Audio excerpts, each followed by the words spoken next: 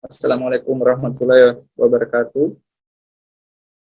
Jadi, saat ini saya akan mempresentasikan materi pertemuan kedua mata kuliah manajemen operasional. Seperti yang kita lihat di sini, buku yang akan kita gunakan itu adalah buku manajemen operasi dan rantai pasukan karya dari F. Robert Jacob. Jadi mahasiswa karena sudah disediakan fotokopi di kampus, fotokopian tersebut bersumber dari buku ini. Kalau misalnya ada yang ingin memiliki bukunya, bisa cari sendiri di Gramedia. Selanjutnya, pertemuan hari ini, tujuan pembelajaran yang ingin kita capai, pertama adalah mengidentifikasi elemen-elemen operasi rantai pasokan. Yang kedua, mengetahui potensi peluang karir dalam manajemen operasi dan rantai pasokan. Yang ketiga, mengenali konsep-konsep utama yang menjelaskan bidang manajemen operasi dan rantai pasokan. Kemudian yang terakhir, mengevaluasi efisiensi suatu perusahaan. Pertama, apa itu manajemen operasi dan rantai pasokan? Jadi, OSCM didefinisikan sebagai desain, operasi, dan peningkatan sistem yang digunakan untuk menciptakan dan memperdagangkan produk dan jasa utama perusahaan. Ingat, jadi inti dari OSCM adalah peningkatan sistem. Selanjutnya, OSCM, Operational Chain Management Supply. Di sini supply chain adalah bagaimana perusahaan itu mengelola proses manufaktur mulai dari supplier, dikirim barangnya ke manufaktur, kemudian didistribusikan ke retail, kemudian ke customer atau pelanggan. Selanjutnya, kita lihat di sini, operasi dan rantai pasokan. Operasi adalah proses manufaktur dan pelayanan yang digunakan untuk mentransformasikan sumber daya. Kemudian rantai pasokan adalah proses yang menggerakkan informasi bahan baku dari proses manufaktur atau pelayanan usaha. Jadi ini kita lihat ada kategori proses-proses operasi dan rantai pasokan. Jadi, pertama, melakukan perencanaan. Selanjutnya, perusahaan melakukan pencarian sumber daya, yaitu kadang perusahaan meletakkan atau memilih lokasi aplikasi atau manufaktur di daerah yang dekat dengan produsen bahan bakunya. Kemudian proses pembuatan, pendistribusian produk ke pelanggan atau retail, kemudian ada proses pengembalian barang. Selanjutnya, di dalam manajemen operasi dan rantai pasokan, lulusan yang pernah mempelajari mata kuliah ini, apabila ingin memperdalam ilmunya dalam bidang operasi dan rantai pasokan, itu karirnya bisa seperti manajer pabrik, manajer bank, supermarket, manajer rantai pasokan, manajer pembelian, manajer logistik, maupun manajer proyek. Di sini saya ingin menjelaskan bagaimana sejarah perkembangan manajemen operasi dan rantai pasokan.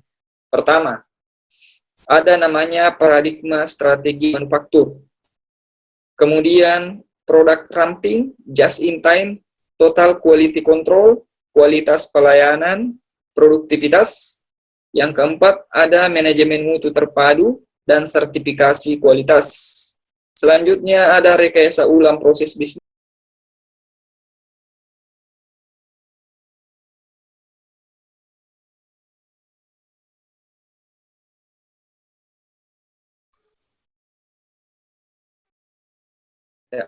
ada manajemen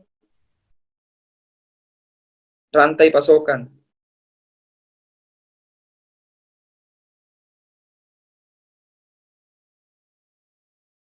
Oke, saya lanjutkan.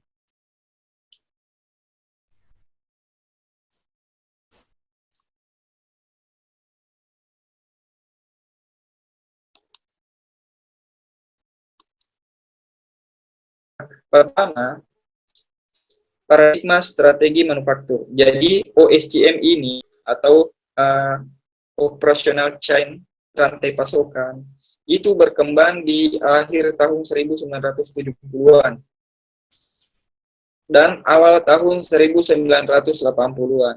Ini merupakan masa perkembangan strategi manufaktur, masa berkembangnya industri-industri.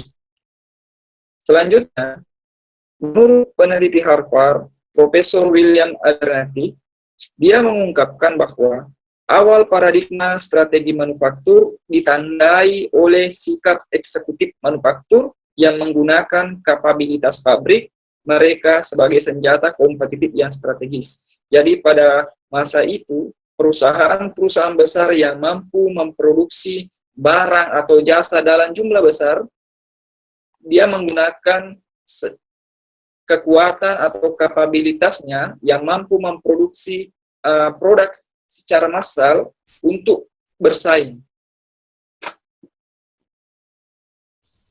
Kemudian, yang kedua, ada istilah yang namanya produksi ramping. Produksi ramping ini ditandai dengan filosofi just in time dan total quality control atau TQC itu berkembang tahun 1980-an. Jadi di dalam buku kita mengenalnya dengan nama sistem Kanban.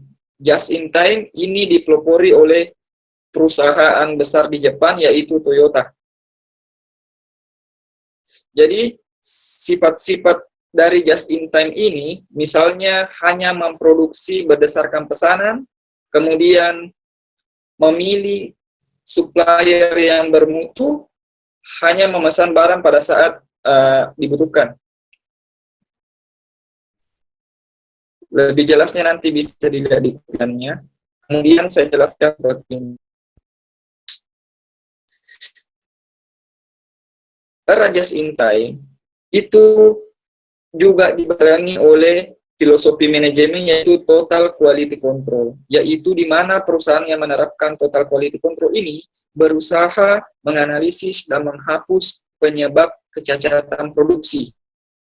Saingan Toyota pada saat itu adalah produsen mobil dari Amerika yaitu Ford, di mana keduanya menekankan pada dimensi kualitas.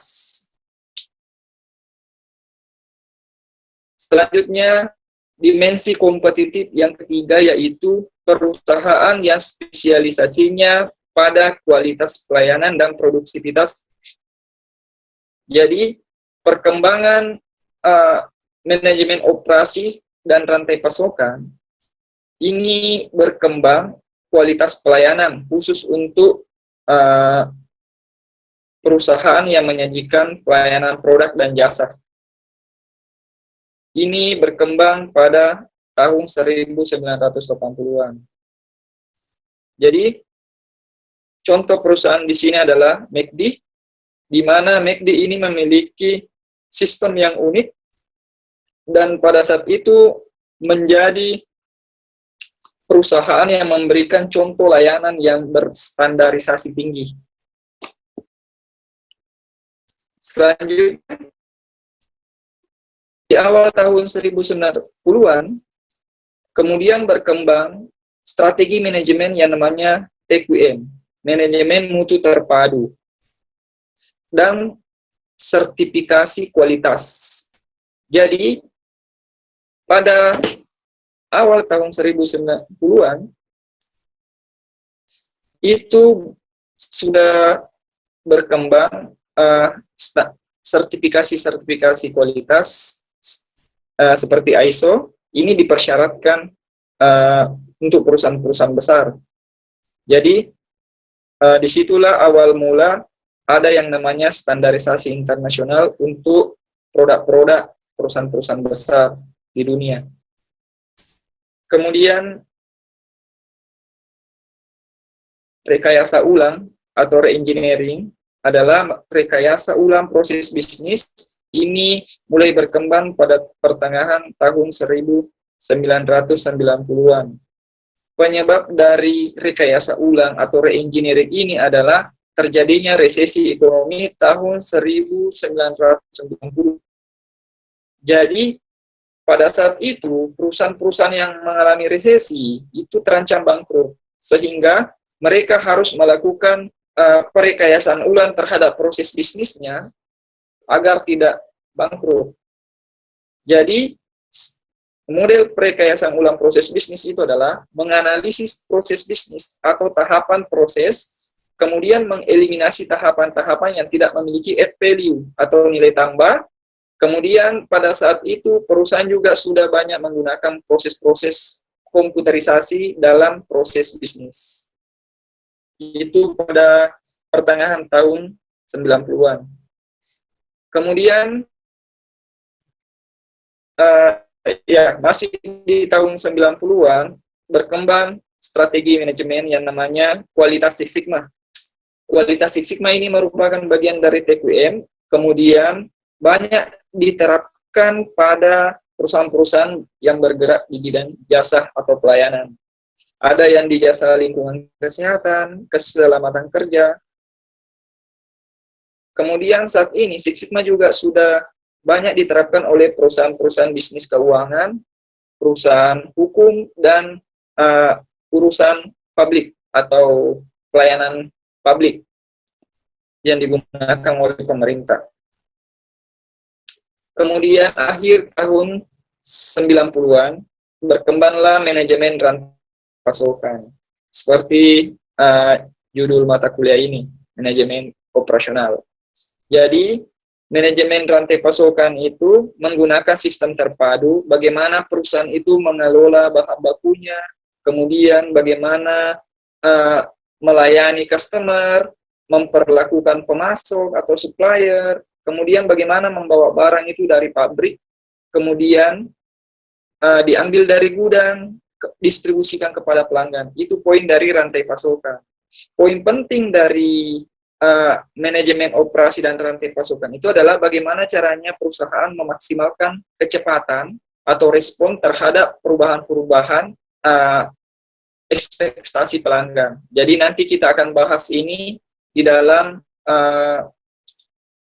dimensi kompetitif perusahaan. Yang selanjutnya, awal tahun 2000-an itu berkembang e-commerce atau perdagangan menggunakan elektronik. Jadi, dengan berjayanya internet pada tahun tersebut, maka banyak perusahaan yang menggunakan jasa internet untuk melakukan perdagangan.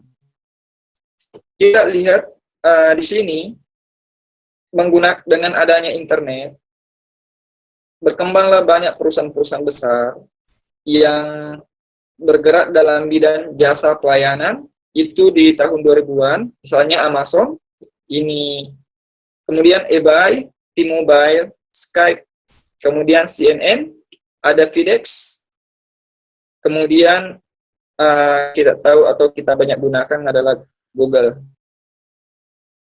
Ini adalah perusahaan-perusahaan besar yang menyediakan jasa layanan dengan menggunakan internet. Kemudian efisiensi, efektivitas, dan nilai. Dalam manajemen operasi dan rantai pasokan, tujuan perusahaan itu adalah bagaimana caranya mencapai efisiensi, kemudian pencapaiannya itu sangat efektif, kemudian dapat menciptakan nilai. Efisiensi itu adalah melakukan sesuatu dengan biaya serendah mungkin. Kemudian, agar dikatakan efektif, maka harus efisien. Jadi, melakukan sesuatu yang menciptakan nilai tinggi bagi pelanggan. Itu yang namanya efektif. Kemudian nilai adalah daya tarik dari suatu produk terkait harga. Jadi, ada beberapa nilai yang dapat diciptakan oleh perusahaan. Kita akan bahas nanti di bagian dimensi kompetitif atau dimensi persaingan. Ya, selanjutnya, manajemen operasi dan rantai pasokan ini mengusung tema sustainability atau kesinambungan. Jadi, temanya di sini adalah bagaimana perusahaan itu mampu memenuhi kebutuhan sumber daya tanpa mengancam kemampuan generasi masa depan untuk memenuhi kebutuhan mereka. Artinya, perusahaan-perusahaan besar diharapkan peduli terhadap lingkungan. Ada istilah yang namanya triple bottom line, atau biasa juga disebut dalam berbagai buku dengan istilah 3P, People, Planet, and Profit. Jadi, triple bottom line ini adalah perusahaan itu dievaluasi berdasarkan kriteria sosial, ekonomi, dan lingkungan. Kita bisa lihat di sini, jadi sustainability dan triple bottom line ini berkolaborasi dalam strategi perusahaan, manajemen operasional. Misalnya seperti ini. 3P, people, artinya perusahaan itu bukan bekerja hanya untuk mensejahterakan pemegang saham atau shareholder, tapi dia harus menciptakan nilai atau mensejahterakan orang-orang yang ada di dalam perusahaan, seperti karyawan, orang-orang yang di luar atau di sekitar perusahaan, seperti masyarakat di sekitar perusahaan, kemudian konsumennya atau customer-nya, baru ke shareholder atau pemegang saham. Kemudian, planet, di sini istilah planet ini menggambarkan bagaimana triple bottom line ini perusahaan itu dinilai berdasarkan kriteria lingkungan, yaitu bagaimana bentuk kepedulian suatu perusahaan itu terhadap lingkungan, utamanya di lingkungan sekitar. Maka sekarang dalam akuntansi itu ada pelaporan sustainability. Kemudian yang ketiga adalah profit. Ya, ini banyak orang yang mengatakan bahwa tujuan perusahaan itu adalah profit. Tapi di dalam triple bottom line harus people, planet, dan profit. Profitnya di belakang. Seperti itu. Jadi, manajemen operasional dan rantai pasokan ini mengusung tema bagaimana perusahaan beroperasi tapi tetap mempedulikan lingkungan dengan menggunakan konsep triple bottom line.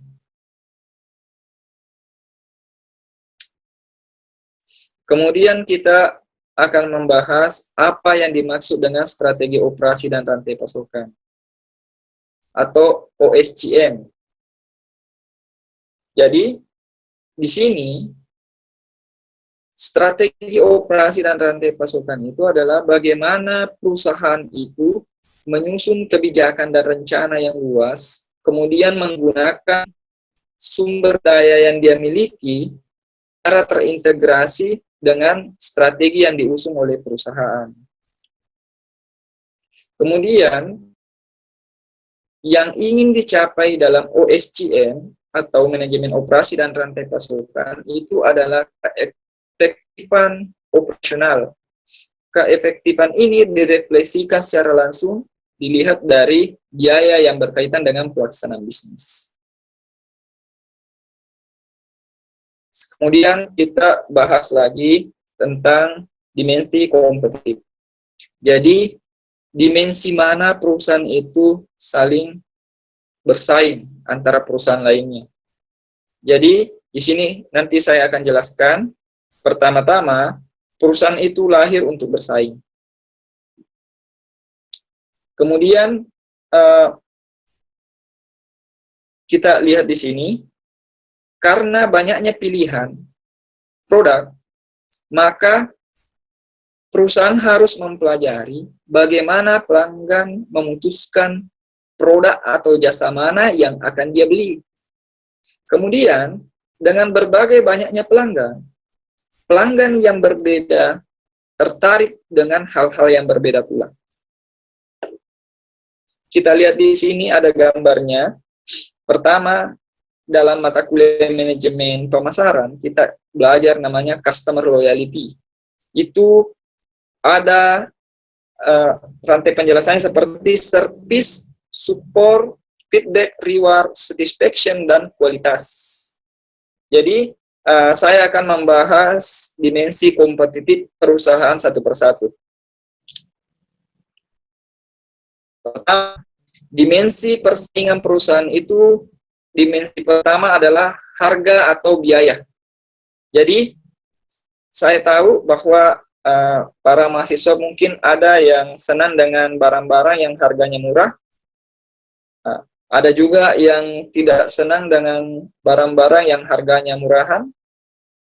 Misalnya seperti ini.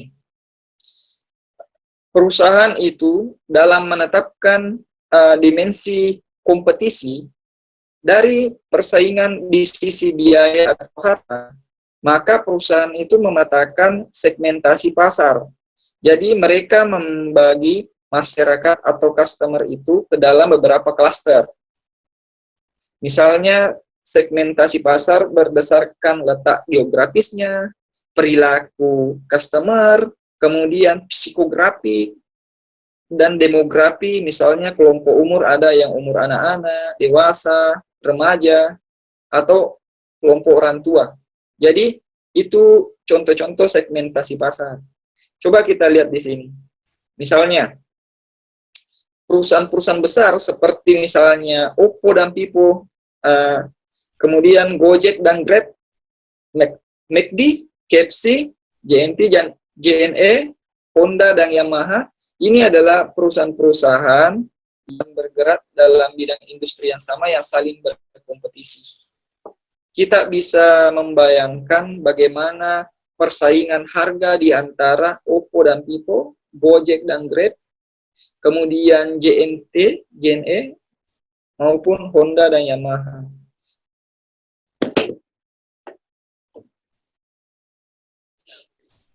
Selanjutnya, dimensi persaingan yang kedua itu adalah kualitas.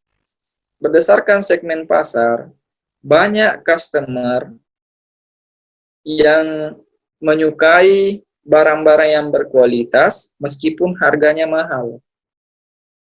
Seperti laptop merek Apple, kemudian mobil Lamborghini, ada jam tangan Rolex, kemudian untuk perusahaan-perusahaan dari sisi pelayanan jasa, itu ada seperti KFC, McD, kemudian Pizza Hut. Jadi, perusahaan-perusahaan seperti ini bersaing dalam hal dimensi kualitas atau kualitas dalam hal pemberian pelayanan. Jadi sebelumnya tadi ada dimensi persaingan harga, artinya ada perusahaan yang saling bersaing dengan perusahaan lainnya, itu dari sisi harga. Sedangkan ada juga perusahaan yang bersaing dari sisi kualitas, bukan harganya, tapi kualitas produknya. Selanjutnya, dimensi kompetisi yang ketiga itu adalah kecepatan pelayanan. Saya memberikan gambar seperti ini, kita bisa lihat ada sebagian besar konsumen itu menyukai pelayanan yang cepat dari perusahaan. Dia tidak peduli akan kualitas atau mungkin harga, dia peduli mungkin dengan kecepatan pelayanan.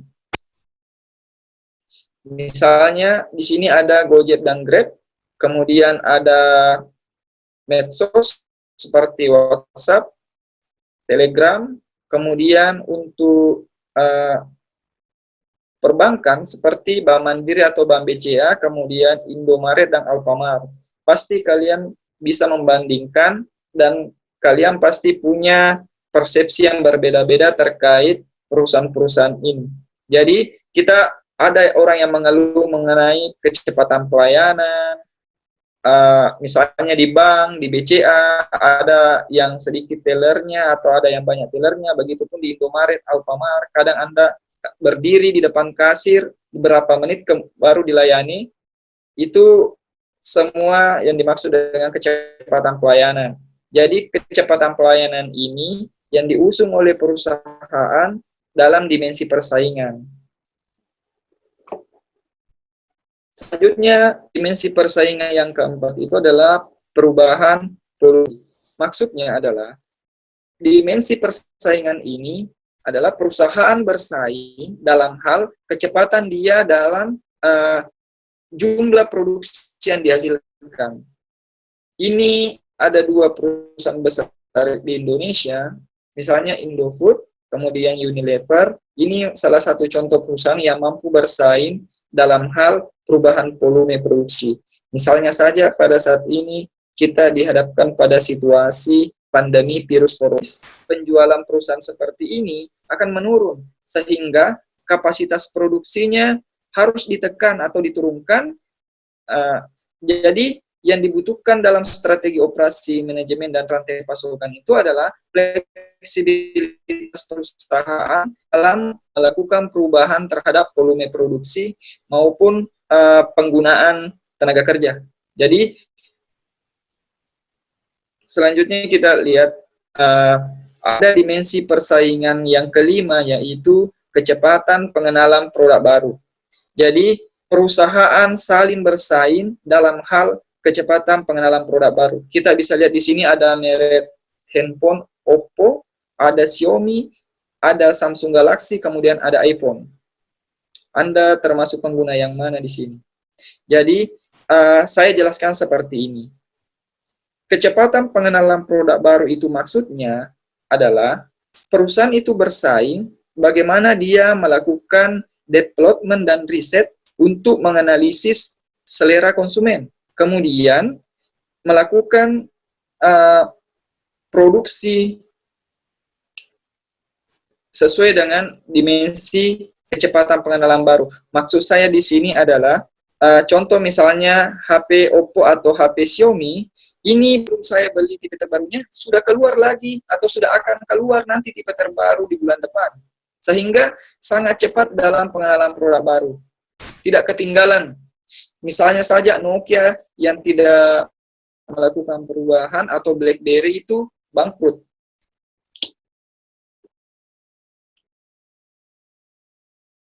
Kemudian dalam manajemen operasi dan rantai pasokan, kita mengenal istilah yang namanya trade-off. Trade-off ini adalah konsep strategi operasi dan rantai pasokan, di mana trade-off ini adalah ketika aktivitas tidak kompatibel, sehingga jika ingin menambah sesuatu harus mengorbankan hal yang lain. Artinya, trade-off, perusahaan berada dalam dua situasi yang berbeda dan perusahaan dipaksa untuk memilih salah satu pilihan dan tidak bisa memilih kedua-duanya. Misalnya, perusahaan tidak mungkin menciptakan suatu produk handphone yang kualitasnya tinggi sekaligus harganya murah atau paling murah, tidak mungkin. Pasti hanya bisa menciptakan kualitas tinggi namun biayanya tinggi. Atau biaya paling rendah di antara produk-produk sejenisnya, tapi kualitasnya mungkin rendah atau di bawah atau pas standar kualitas produk. Kemudian istilah yang kedua yaitu istilah straddling. Straddling ini adalah ketika sebuah perusahaan itu menyesuaikan apa yang dilakukan oleh pesaing dengan cara menambah fitur pelayanan atau teknologi baru pada produknya atau aktivitas-aktivitasnya. Misalnya seperti ini. Di perusahaan-perusahaan seperti McD, KFC, Burger King, kita mengetahui ada pelayanan yang namanya drive-thru. Sebenarnya ini salah satu macam atau contoh straddling atau meniru perusahaan lain. Jadi perusahaan yang menerapkan drive-thru Kemudian para pesaingnya juga ikut menerapkan drive-thru atau pelayanan sejenis ini. Kemudian yang gambar di sampingnya ini adalah gambar Xiaomi yang support terhadap remaja-remaja yang suka main game.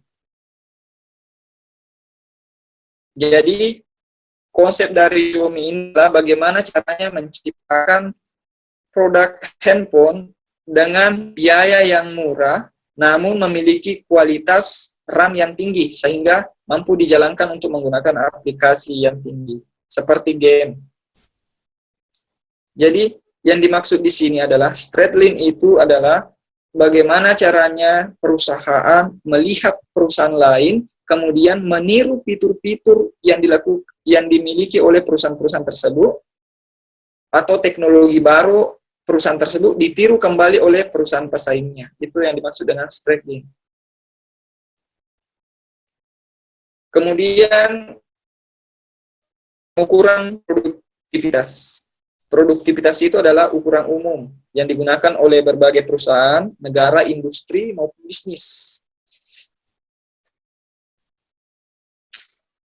Ya, selanjutnya saya akan perlihatkan bagaimana rumus-rumus pengukuran produktivitas dalam mata kuliah manajemen personal, khususnya bab 2 atau pertemuan kedua dengan subpokok bahasan yaitu strategi.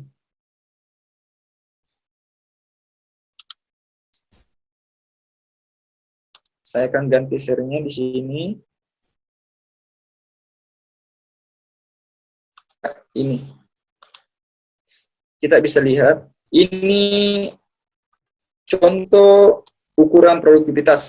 Pertama, ada yang namanya ukuran parsial, kemudian ukuran multifaktor, kemudian ada total ukuran. Di sini, contoh-contoh ukuran parsial adalah output dibagi dengan tenaga kerja, atau output dibagi dengan modal, atau output dibagi bahan baku, atau output dibagi energi. Ini adalah rasio-rasio yang mampu mengukur secara parsial.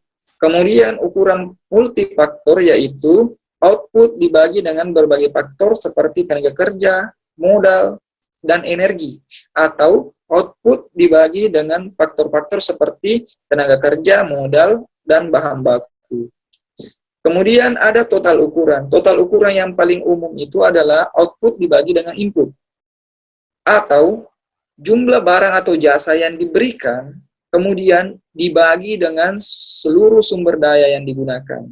Jadi, ini adalah rumus ukuran produktivitas. Untuk lebih lengkapnya, dapat dilihat di fotokopiannya. Oke, saya kira cukup. Terima kasih. Assalamualaikum warahmatullahi wabarakatuh.